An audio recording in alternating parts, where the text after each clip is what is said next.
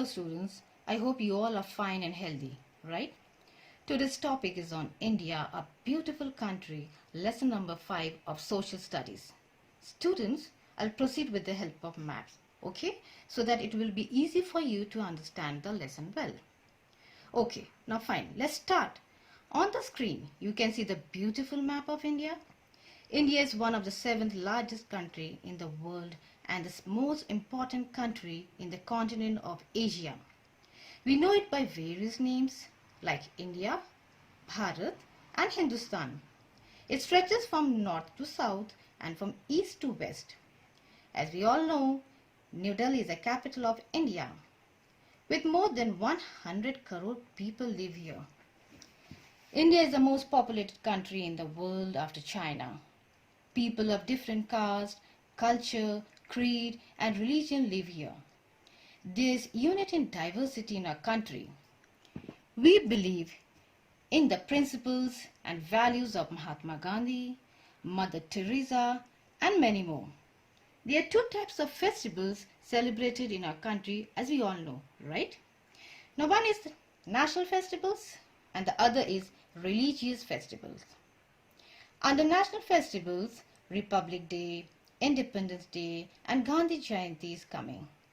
Whereas in religious festivals, we all know Dussehra, Diwali, Eid, Christmas, etc. is coming. Fine? Now you all should know the names of the neighboring countries of India. And it's very important also. Look at the map. Can you see the map? Here is a Pakistan, Afghanistan, China, Nepal, Bhutan, Myanmar and Bangladesh. Now you can see Sri Lanka here also. Sri Lanka and Maldives are our southern neighbors. Fine. Again I am repeating. Pakistan, see the spellings. Afghanistan, China, Nepal, Bhutan, Myanmar and Bangladesh, whereas Sri Lanka and Maldives are our southern neighbors. Hope it's clear to you. Next, we'll move to landforms of India. Let me tell you, our country is not the same everywhere. Correct? It has many landforms.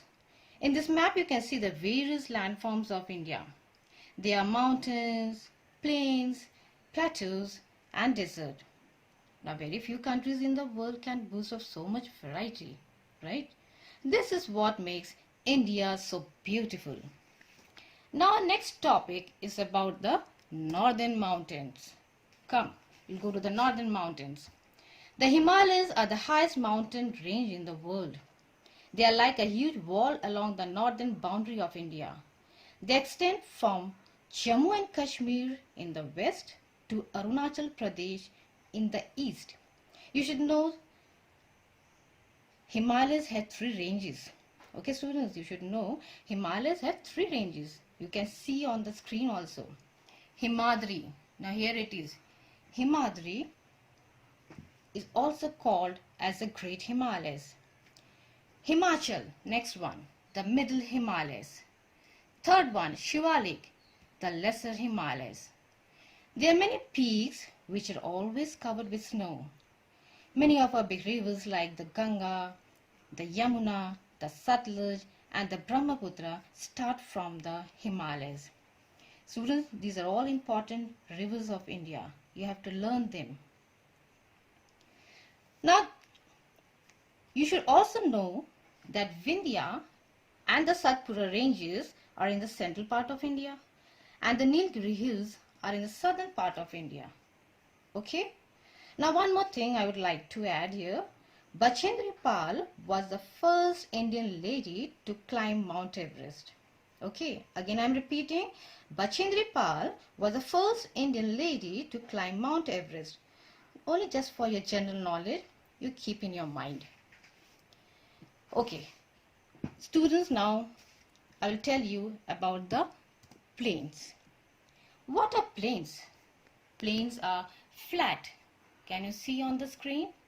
And level lands. Plains of India are very productive.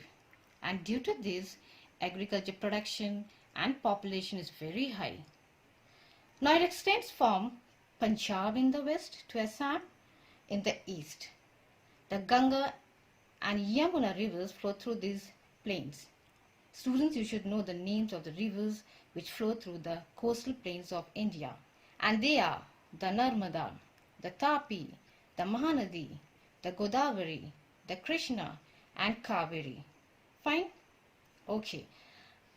Now let's go to the eastern and the western Ghats of India. For that, again we have to see the map. Mountains which lie to east of the Deccan Plateau is called Eastern Ghat. You can see on the map. Eastern Ghats have valleys made by the rivers like Mahanadi, Godavari, Krishna and Kaveri. To the west of the Deccan Plateau are mountains called the Western Ghats. The soil is very productive, which leads to more vegetation. Both the Ghats meet at Nilgiri Mountains. Here it is. Can you see on the screen? Nilgiri Mountains? Yeah, from here to this side. Now we'll move to the southern plateau. The southern part of India is triangular in shape.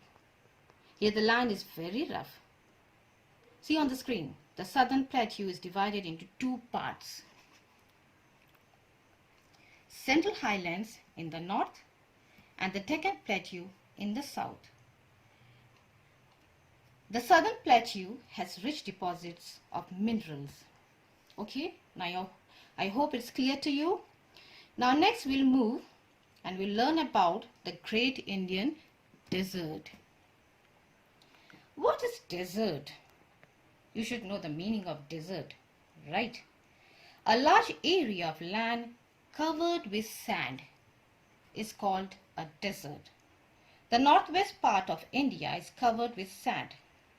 This region gets very little rainfall, and oasis is the only available source of water in a desert.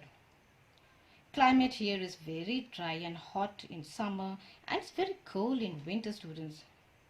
Now this area is called the Great Indian Desert or the Thar Desert. Can you see this Thar Desert on the screen? Thorny trees are found over here. Now see the thorny trees. For example, cactus. Here it is, cactus, date palms. Students, you know one more thing. It's very difficult to build roads and railway lines in a desert. Camels are the only cheap mode of transportation. Here it is, camel. Can you see on the screen, camels? A camel can live for days without food and water. It is called the ship of the desert, we all know, because it can move easily on the sand. That is why it is a cheap means of transport in a desert. Yes? Its padded hooves, see here, its padded hooves do not sink into the sand. You know, students, by destroying forests and allowing overgrazing by animals, we are increasing the desert area. We should be stopped and we should plant more and more trees. Now I'll move to the islands of India. An island is a piece of land. Now next we'll move to the islands of India, right? Now you can see on my screen. An island is a piece of land surrounded by water. Now here it is. See, this is piece of land and this one is water. In the Bay of Bengal, there is a group of islands called the Andaman and Nicobar Islands. Now look here in the Arabian Sea. There is another group of islands called the Lakshadweep Islands. Here it is. Here is Andaman and Nicobar Islands and here is Lakshadweep Islands. These islands are the parts of a country and are the tourist spots. Every year tourists from the different countries of the world come here and visit the places. Fine? Students, I hope you all understood the lesson. That's all for today. Thank you. Stay home and take care.